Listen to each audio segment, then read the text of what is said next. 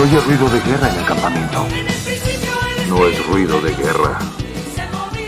Es el sonido de canciones y libertinaje.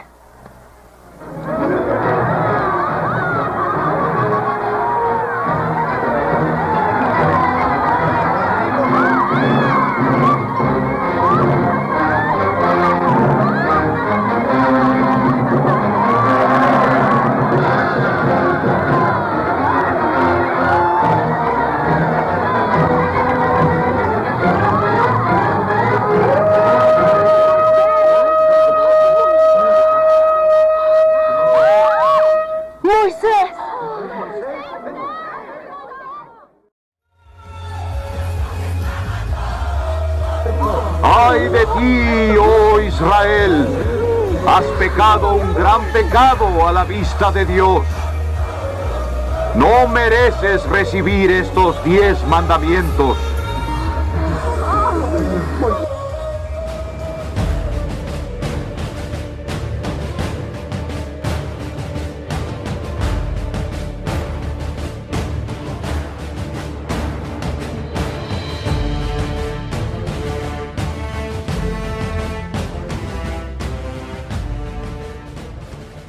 No debemos introducir al mundo en la iglesia, ni casarlo con ella, estableciendo así un vínculo de unidad. De ser así, ciertamente la iglesia se corromperá, llegará a ser, como se declara en Apocalipsis, albergue de toda ave inmunda y aborrecible. Corremos el peligro de llegar a ser una hermana de la caída Babilonia y permitir que nuestras iglesias se corrompan y se llenen de todo espíritu inmundo y albergue de toda ave inmunda y aborrecible. En el capítulo anterior vimos la caída completa de Babilonia, que incluye a la iglesia o corporación adventista del séptimo día. Ahora recordemos por un momento las características de la iglesia o las características finales del último movimiento de sostén propio. 1. Guarda los 10 mandamientos de la ley de Dios, incluyendo el cuarto mandamiento, el séptimo día sábado. 2. Tiene el testimonio de Jesús, o sea, el espíritu de profecía, lo que vimos en el video anterior. 3. Tienen escrito en sus frente o mente el nombre del Padre y del Hijo, es decir que esta iglesia o este último movimiento restaura la verdad del Padre y del Hijo y no tiene en sus creencias el dogma romano del misterio de la Santísima Trinidad. 4. Proclama al mundo el mensaje de los 3 ángeles. 5. Tienen la fe de Jesús, es decir, la sola Escritura. Nos insta a dirigir nuestra adoración únicamente a Dios el Padre por medio de su Hijo Cristo Jesús. Anuncia el tiempo del fin, denuncia al papado como usurpador del lugar de Dios. Advierte de las terribles consecuencias que sufrirán los que decidan adorar la teología papal por medio de sus dogmas, tradiciones y costumbres, sobre todo a su domingo sabático, el cual es el falso día de reposo y la marca de su autoridad, más claro, la marca de la bestia. Y el proceso de anular el sábado ya comenzó en la Corporación Adventista del Séptimo Día. 6. Es un movimiento mundial. 7. Vuelve a ser etiquetada de secta por no estar unida al ecumenismo, así como en el Israel antiguo, el remanente, los verdaderos judíos, estaban dentro de la iglesia organizada y llegado su momento ellos salieron, llamados por Cristo Jesús, y formaron el primer movimiento. De la misma manera también, en el Israel moderno, en estos días finales de la tierra, el remanente se está haciendo visible, ya están siendo llamados por los testimonios de Jesús a salir del error, a salir de la falsa ciencia de la educación, a salir del falso evangelio. Conclusión: la Iglesia Adventista del Séptimo Día cumple con todos los requisitos bíblicos y ella es la última séptima iglesia de Dios en la tierra, su mensajero del tiempo del fin. Pero vale recordar que no nos estamos refiriendo a la actual Corporación Adventista del Séptimo Día. Claro que no, porque la Corporación Adventista del Séptimo Día es una denominación religiosa, al igual que todas las demás denominaciones evangélicas, unidas al movimiento ecuménico, a las tradiciones y costumbres de la Roma papal y del mundo. Como vimos en los anteriores videos, la actual Corporación Adventista del Séptimo Día, al abrazar y dar la mano al papado y al espiritismo, ha cumplido con las profecías de Elena White.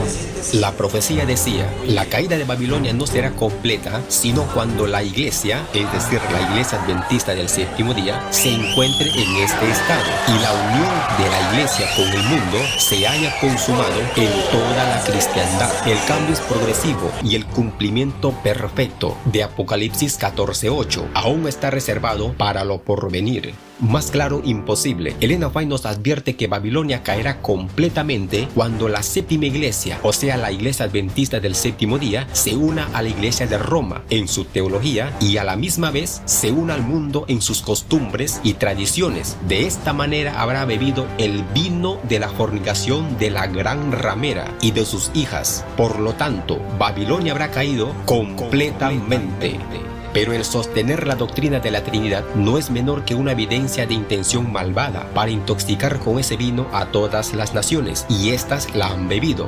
Los protestantes y los católicos están bien unidos en sentimientos, que no es difícil darse cuenta la manera de cómo los protestantes harán una imagen a la bestia. La masa de protestantes creen junto a los católicos en la Trinidad, la inmortalidad del alma, el estado consciente de los muertos, el bautismo por aspersión, el domingo. Todas estas son contrarias al espíritu y letra del Nuevo Testamento. Aquí hay un parecido asombroso entre madre e hijas. Por lo tanto, el Señor y Salvador Cristo Jesús envía dos mensajes importantísimos a su iglesia, el Israel moderno, por medio de vuestro hermano y servidor. Este es el mismo mensaje que dio el segundo ángel: Babilonia ha caído, porque hizo beber a todas las naciones el vino del furor de su fornicación. ¿Qué vino es este? Sus falsas doctrinas. Ha dado al mundo un sábado falso, en lugar del sábado del cuarto mandamiento, y ha repetido la falsedad que Satanás le dijo primero a Eva en el Edén, la inmortalidad del alma, y muchos errores similares ha difundido por todas partes, enseñando como doctrinas mandamientos de hombres. Cuando Jesús comenzó su ministerio público, purificó el templo de su profanación sacrílega. Entre los últimos actos de su ministerio se encuentran la segunda purificación del templo. Así, en la última obra de amonestación al mundo, se hacen dos llamados distintivos a las iglesias. El mensaje del segundo ángel es: ha caído Babilonia, la gran ciudad, porque hizo beber a todas las naciones del vino del furor de su fornicación. Y en el fuerte pregón del mensaje del tercer ángel se oye una gran voz del cielo que dice: salid de ella, pueblo mío, para que no seáis partícipes de sus pecados, ni recibáis parte de sus plagas, porque sus pecados han llegado hasta el cielo, y Dios se ha acordado de sus iniquidades. Mi apreciado hermano, mi apreciada hermana, en estos precisos momentos donde tú te encuentras, Dios te está llamando a salir del error, a salir de Babilonia, a salir de la corrupción, a salir de la apostasía, a salir de la falsa ciencia de la educación. Que pares y que vuelvas a las sendas antiguas. Recordemos por un momento al primer movimiento, al movimiento de laicos que Jesús sacó del Israel antiguo. Ellos no tenían santuarios costosos, ellos eran de sostén propio, ellos bautizaban y no eran grandes seminaristas, estudiados, titulados o letrados. Eran simples hombres, carpinteros, pescadores, cobradores de impuestos. De la misma manera, hoy los testimonios de Jesús están reclutando personas que no cruzaron por una universidad, personas que son llamados por el mundo ignorantes y letrados, pero a la vez son poderosos por la palabra de Dios y por el Espíritu de Cristo que está en ellos. Ahora los laicos son los nuevos dirigentes y líderes del Israel antiguo, de la verdadera iglesia judía que no cayó. Cuando alguien se dedica a la medicina, la enseñanza del evangelio y el colportaje, debe estar plenamente capacitado para realizar la obra de un ministro, cuando bajo su labor las almas aceptan la verdad y den evidencias de una verdadera conversión, debe bautizarlas en el nombre del Padre, del Hijo y del Espíritu Santo. Y estos obreros deben contar con la compasión y la cooperación de quienes permanecen en casa. Estaba por darse el primer paso en la organización de la iglesia, que después de la partida de Cristo había de ser su representante en la tierra. No tenían ningún santuario costoso a su disposición, pero el Salvador condujo a sus discípulos al lugar de retraimiento que él amaba, y en la mente de ellos los sagrados incidentes de aquel día quedaron para siempre, vinculados con la belleza de la montaña, del valle y del mar. No hay duda que los cristianos primitivos fueron un pueblo peculiar, aunque pocos en números, escasos de bienes, sin posición ni títulos honoríficos.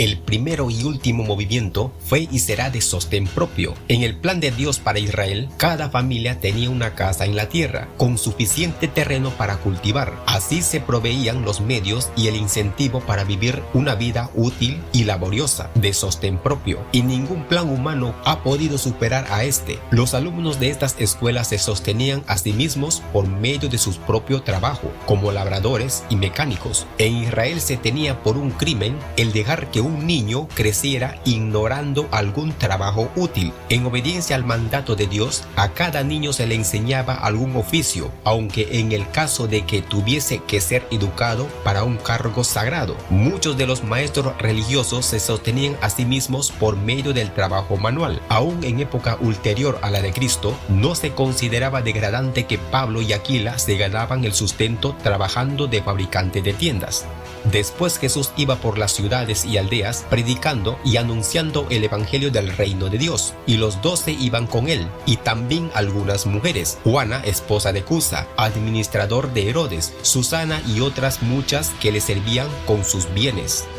Los alumnos están en nuestras escuelas para recibir una preparación especial y familiarizarse con todos los ramos del trabajo manual, de modo que si tuvieran que ir como misioneros, puedan valerse por sí mismos. Vuestros colegios han de tener una preparación diferente de las escuelas comunes de su tiempo, de modo que los estudiantes al salir de las instituciones estén bien equipados no solo para enseñar a otros, sino para usarlos para su propio sostén. Carpintería y construcción, agricultura, fruticultura, jardinería, herrería, pintura, zapatería, cocina, panadería, lavandería, reparaciones en general, mecanografía, imprenta, ganadería, avicultura y enfermería. Este es el espíritu que inspiraba a Elena White, pero los dirigentes los rechazaban. Desde 1888, los dirigentes de la Asociación General de la Iglesia Adventista del Séptimo Día comenzaron a oponerse, blasfemar y alejarse de los testimonios de Jesús. Comenzaron diciendo que los escritos de Elena White son ideas y órdenes de su marido Jaime White. También dijeron que son simples opiniones de Elena White y no del Espíritu Santo, es decir, que sus escritos no eran inerrantes. En otras palabras, estaban diciendo que al ser opiniones o ideas de ella, sus escritos contienen errores. Después de la Conferencia General de Minneapolis, llevadas a cabo en 1888, Elena White prácticamente fue expulsada y desfraternizada de la Iglesia Adventista del Séptimo Día. Ella fue enviada y obligada a ir a Australia por los dirigentes opositores de la Asociación de la Conferencia General de la Iglesia Adventista del Séptimo Día. La oposición contra los testimonios de Jesús había comenzado. Elena White volvió de Australia a los Estados Unidos en 1901, después de 10 años, y encontró a la dirigencia de la Iglesia Adventista del Séptimo Día peor que como lo dejó en 1891, por lo que junto a Percy Magan, Edgar Sutherland y sus hijos Jaime Edson White y William Clarence White fundaron la escuela de Madison en 1904. Comenzaron con 11 estudiantes y rápidamente creció bajo la guía del espíritu de profecía. Estas escuelas enseñaban la educación integral de los estudiantes en mente, cuerpo y espíritu. Incentivaban a los estudiantes a tener amor por las cosas sencillas de la vida y un espíritu de abnegación. Ellos se autoeducaban trabajando en el campo para pagar sus estudios. De esta manera, las escuelas eran autosuficientes o de sostén propio. Así es como el futuro misionero salía bien equipado para valerse por sí mismo, tanto en el país como en el extranjero. De esta manera, se iban implantando otras escuelas satélite de sostén propio en otros lugares. En 1914, a un año de la muerte de Elena White, ya habían 40 escuelas de sostén propio y 1000 estudiantes. Elena White había advertido a Percy Magan y Sutherland que no se unieran con la Asociación General de la Iglesia Adventista del Séptimo Día. En otras palabras, que no se dejen acreditar. Pero después que Elena White murió, Percy Magan y Sutherland fueron persuadidos por los dirigentes de la Asociación General a estudiar en universidades profesiones acreditadas para ser titulados y reconocidos por la sociedad como médicos. Pronto estas escuelas de sostén propio cayeron en manos de los dirigentes de la Asociación General de la Iglesia Adventista del Séptimo Día, y estos hombres oscuros y malvados hicieron acreditar a todas las escuelas de sostén propio, y poco a poco fueron absorbidos por la Corporación Adventista del Séptimo Día hasta hacerlas desaparecer. La pregunta que vale no es ¿y qué creían nuestros pioneros? No importa lo que los pioneros creyeron. Si es bíblico, lo vamos a aceptar. Si no es bíblico, no importa cómo se llame el pionero, ¿lo vamos a qué? Lo vamos a rechazar. Así que cuando usted le diga, no, que la iglesia ha cambiado, porque los pioneros, esta iglesia no ha tenido un grupo de herejes más grande que los pioneros. No le voy a decir más nada de ahí. Génesis 15.